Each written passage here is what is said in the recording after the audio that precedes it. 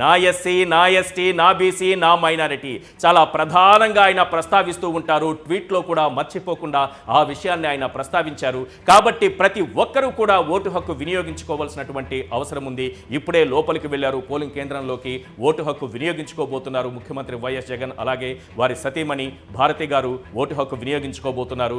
దానికి సంబంధించినటువంటి దృశ్యాలు చాలా ఆసక్తికరమైనటువంటి దృశ్యాలు, మనందరికీ కూడా చాలా ఇంట్రెస్టింగ్గా కనిపించేటటువంటి దృశ్యాలు మనం చూస్తున్నాం. ఎందుకంటే బాకరాపురం పోలింగ్ కేంద్రం వద్ద ఇప్పటికే ప్రజలందరూ, ఓటర్లందరూ బారులు తీరి ఉన్నారు. ముఖ్యమంత్రి అక్కడికి చేరుకుంటున్నారంటే వారందరికీ ఎంతో ఆనందంగా ఉంటుంది. ముఖ్యమంత్రి ఓటు వేసే పోలింగ్ కేంద్రంలో నేను కూడా ఉన్నాననేటటువంటి ఆనందం వారిలో ప్రతి ఒక్కరిలోనూ కనిపిస్తుంది. అందుకే ముఖ్యమంత్రి కారు దిగిన వెంటనే ప్రతి ఒక్కరిని చిరునవ్వుతో పలకరిస్తూ, ప్రతి ఒక్కరికి అభివాదం చేస్తూ, ఆత్మవిశ్వాసంతో ఆయన ముందుకు కదులుతున్న దృశ్యాలు ఎంత చక్కగా ఉన్నాయో ఆ దృశ్యాలను ఒక్కసారి గమనించండి సార్. ముఖ్యమంత్రి గారు అందరికీ అభివాదం చేస్తూ ముందుకు కదులుతున్నారు. ఓటు హక్కు ప్రతి ఒక్కరూ వినియోగించుకోవాలన్నదే ఇక్కడ ఆయన ఇస్తున్నటువంటి, తన చిరునవ్వుతో ఇస్తున్నటువంటి సందేశంగా మనం గమనించవచ్చు. ఎందుకంటే ఓటు హక్కు వినియోగించుకోవాల్సిన బాధ్యత మనపైన ఉంది.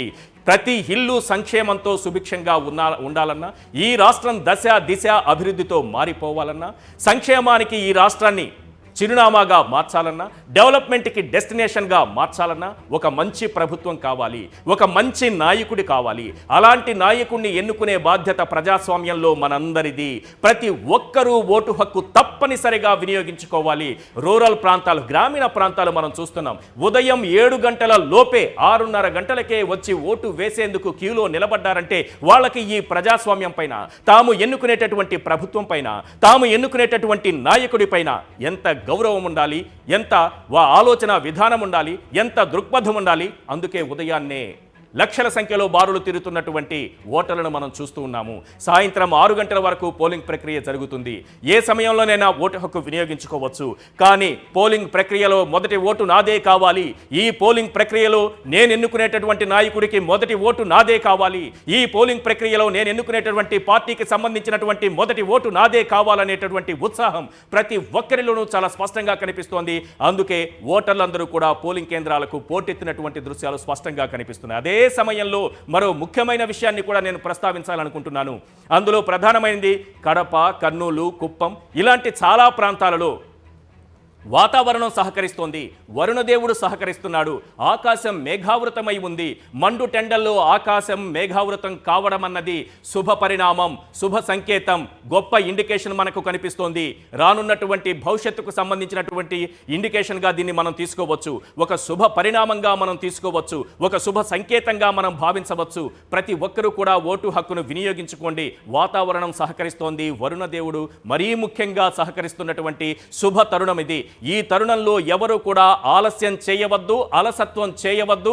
ఓటు వినియోగించుకునే విషయంలో ఎటువంటి భేషజాలకు పోకుండా, ఎటువంటి అలసత్వం వహించకుండా, ఎటువంటి నిర్లక్ష్యం వహించకుండా ప్రతి ఒక్కరూ ఓటు హక్కు వినియోగించుకోండి. ముఖ్యంగా అక్కడ పోలింగ్ కేంద్రాల వద్ద మీరు అక్కడికి చేరుకుంటే మీకు కావలసిన అన్ని ఏర్పాట్లు, ఏ మాత్రం కూడా ఏర్పాట్లలో లోటుపాట్లు లేకుండా ఈసీ అధికారులు అన్ని ఏర్పాట్లు చేశారు. అదే సమయంలో మీరేదైనా సమస్యాత్మక ప్రాంతాల్లో ఉన్నట్లయితే అక్కడ కూడా భద్రతా ఏర్పాట్లను క్లియర్గా ఏర్పాటు చేశారు ఈసీ అధికారులు. ముందుగానే సమస్యాత్మక ప్రాంతాలను గుర్తించారు, అక్కడ భద్రతా ఏర్పాట్లు చేశారు.